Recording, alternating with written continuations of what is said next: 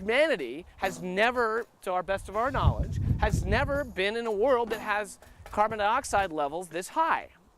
We don't live in the world we thought we knew anymore. It's a different world. Throughout our evolution, humor has been a source of resilience because it allows us to reframe these anxiety-arousing issues as less threatening and experience them as challenges to be approached in a playful way. You know, the best stuff around climate is the stuff that's funny, right? What is funny about climate? Well, what is funny? See, that's my problem. No. My secret personal motivation for putting on these silly comedy nights is that I have a covert and completely realistic plan of bringing about a revolution.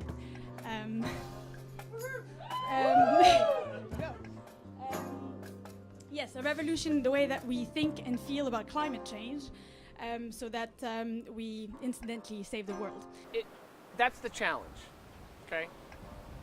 Because there's way, the people who care about climate change right now, the people who are trying to do anything about it right now are very well intentioned, and it's all been this is a friend of mine's thought, or his words rather, all been way too heavy on the work and you know, and we've got to work end of it, right?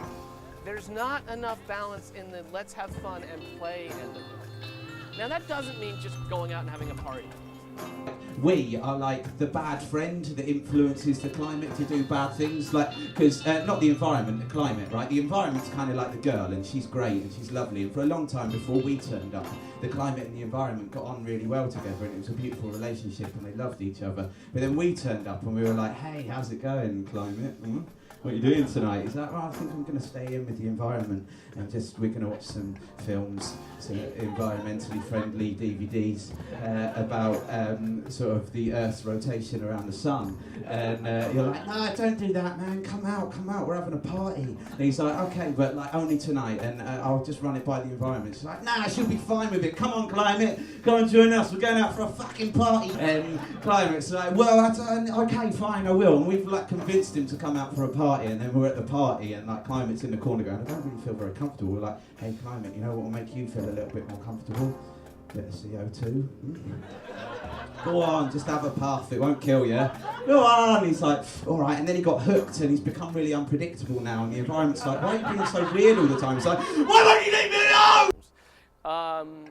But it's a really, you know, it's kind of depressing. This is an evolutionary opportunity, this huge challenge of dealing with letting in the understanding that we have induced these changes ourselves over time. So I thought, okay, if it's Climate Week, surely there's a greeting card for this that I can buy my significant other. So I went to all the little, you know, greeting card shops. I just drove around for hours, like looking for one. And, you know, I just couldn't find, like, fill it up with premium. I was on the road for so long, and I couldn't find a climate change card, so they're finally getting it.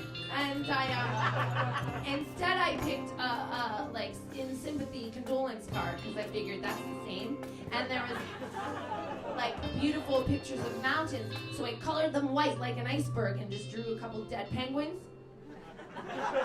And so if you guys would like to give someone that you love a Climate Week card, that's how you do it. A joke is funny because all of a sudden you realize something is true, and you can't help but laugh because the truth is funny, but it's true.